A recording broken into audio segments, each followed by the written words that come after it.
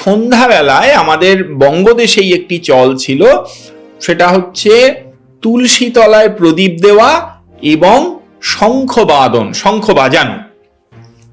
তো এই যে ধূপ দ্বীপ সারা বাড়িতে দেখিয়ে তারপরে সেটা তুলসী গাছের গোড়ায় এনে রাখা এবং শাঁখ বাজানো, এটা কিন্তু অদ্ভুত একটা পজিটিভ ভাইব্রেশন সন্ধ্যেবেলা তৈরি করে।